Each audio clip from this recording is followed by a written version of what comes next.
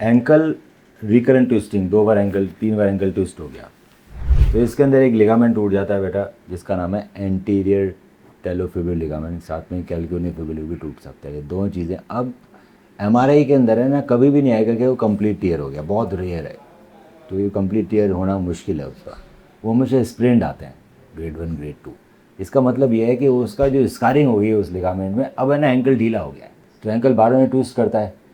एक होता है एंकल बार बार में ट्विस्ट कर रहा है, वो चलो फिर भी इंसान झेल ले, पर बार बार में जो इनस्टेबिलिटी आती है ना, वो क्या करता है, ऐसे अगर आप एंकल का स्ट्रक्चर देखो, ये हमारी एंकल की एनाटॉमी है, ये ATFL है, ये CFL है, इन दोनों की स्कारिंग हो गई है, ये टूटे नहीं है, इसको बोलते हैं स्ट्रेन। इससे नहीं लिगामेंट ढीले हो गए, ढीले होने की वजह से बार बार ट्विस्टिंग आती है और फिर हल्का हल्का हिलता रहता है वो, उससे कि हमारे कार्टिलेज डैमेज होने लगते हैं, धीरे धीरे धीरे हिलेगा ना, तो एंकल अर्थराइटिस सेटिंग हो जाती है। एक बार अगर एंकल अर्थराइटिस हो गई तो फिर ज़िंदगी भर एंकल में दर्द ही रहेगा, फिर एंकल फ्यूज़न करना पड़ता है, तो इसका इलाज करना तो ज़रूरी है।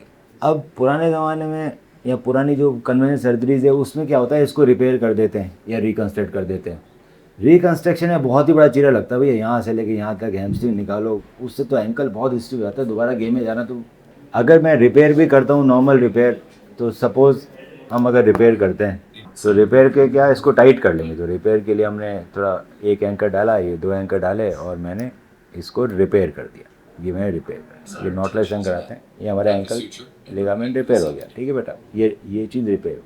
अब रिपेयर करो या नया बनाओ, रिकन्स्ट्रक्ट करो, reconstruction is a big surgery which is not recommended these days. Recovery बहुत लंबा टाइम लगाती है, रिपेयर की रिकवरी बहुत लंबा टाइम लगाती है। क्यों? ये चिपका तो है नहीं, तो 2 महीने का प्लास्टर, जैसा आपको पहले डॉक्टर ने बताया, 2 महीने का प्लास्टर होना, 2 महीने की जॉब गई। उसके बाद अब वज़न देने लगोगे, नॉर्मल चलने लगोगे, अगर चलना चालू करोगे तो इसको मजबूत होने में 6 महीने लगेंगे। उस 6 महीने के दौरान कल को दोबारा कोई भी इंजरी हो गई, ये चीज़ फेल हो जाएगी। So high failure rate, high downtime, very poor patient satisfaction. So बहुत साल पहले, 15 साल पहले एक डॉक्टर थे, उन्होंने क्या किया, इंटरनल ब्रेस डिस्कवर कर दिया। तो अब हमने क्या करते हैं, हम लोगों ने रिपेयर करने के बाद एक एंकर यहाँ डाला, टेलस के अंदर फाइबर टेप निकल रही है, और दूसरे एंकर की मदद से फिबुला में फाइबर टेप इंसर्ट कर दिया। इसका मतलब ये कि मैंने आपका रिपेयर किया और उसमें ब्रेस लगा दिया। सो अंदर ही प्लास्टर लगा दिया, तो बाहर प्लास्टर लगाने की ज़रूरत ही नहीं, you can walk from day 1। सो कुछ दिन वॉकर से चलो, फिर वॉकर हटा दो, कोई प्लास्टर नहीं, प्लास्टर अंदर ही लग गया। So this is going to make your recovery super fast. इसमें एक महीने में जॉगिंग और दो ढाई महीने में रनिंग कर सकते हो, जो कि वो 6 महीने में आ रही थी। Significant reduction in failure rate, कल को कुछ भी गिरते हो, झटका लगता है, दोबारा एंकल ट्विस्ट होता है, in the span of 6 months, जब तक ये मजबूत हो रहा है, ये आपको बचाता रहेगा। सो इसके recovery rate and results are remarkably better. इसको बोलते हैं ATFL repair with internal brace. ये एक वेबसाइट है ankleSprint.com, अमेरिकन वेबसाइट है, ये आप रेफ़र कर सकते हो।